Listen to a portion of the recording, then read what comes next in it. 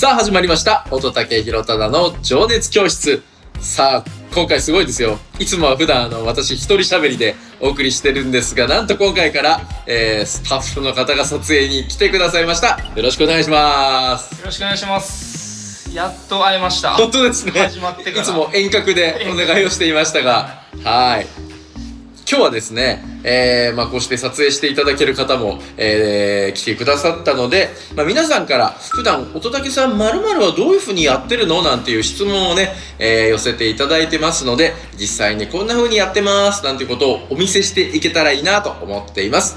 まずは字を書くところからお見せしていければと思っています。乙武さん字はどうやって書くのって一番聞かれる質問なんですけれども、ここにペンがあるんですが、私この短い左腕と、一応こんな短くても利き手があって、僕左利きなんですけど、この短い左腕とこのほっぺたの間に、ペンを挟みます。で、上半身をこう前に折り曲げて体全体を揺らすようにして、書いております。では早速やってみたいと思います。まずはじゃあ自分の名前から書いてみたいと思います。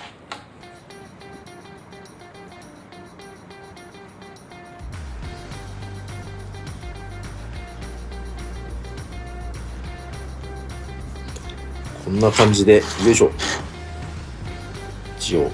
書くことができます。で多分思ったより意外に書けるんだと驚かれる方も多いかと思いますが、さすがにこれぐらいが限界で、ちっちゃい字は難しいでしょうなんて言われるんですけれども、今度はじゃあ1行このノートの1行分で書いてみたいと思います。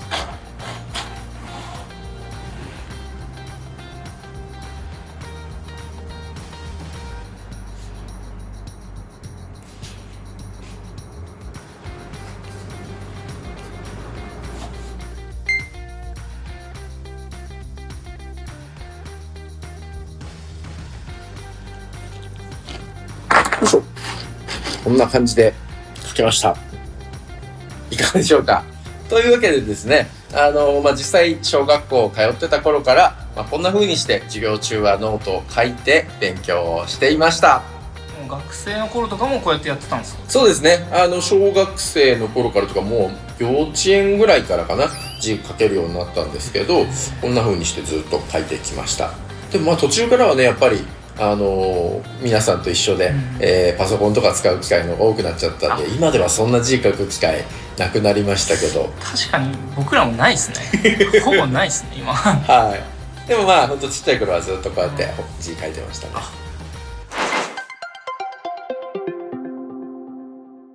ではパソコンをどんな風に打ってるのかやってみたいと思います。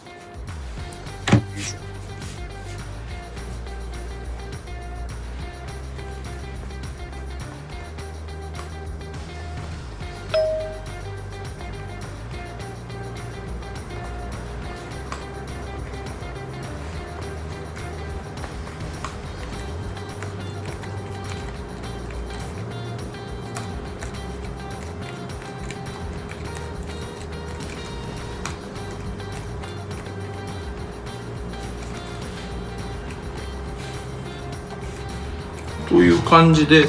そんなにスピードもいや普通に速いですね。皆さんが思ってるよりはそこそこのスピードで、だから今僕ノートというプラットフォームで定期購読マガジンずっと出してるんですけど、だいたい1回につき2000から2500字ぐらいの記事を出してるんですけど、それも本当に今みたいな感じでバーッと打ってる感じですね。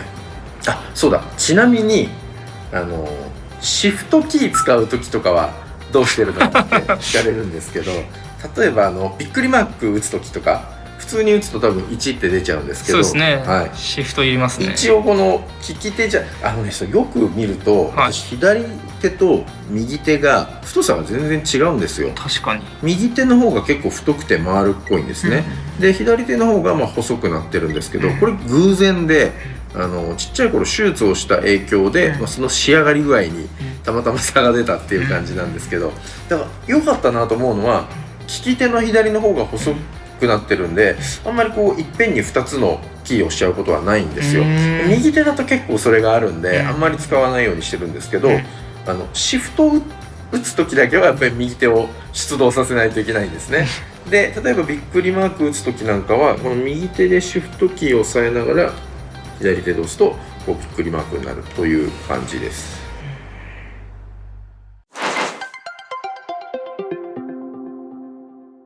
これも音声入力ですかとよく聞かれるんですが、これもですね利き手の左手で操作をしています。よいしょ。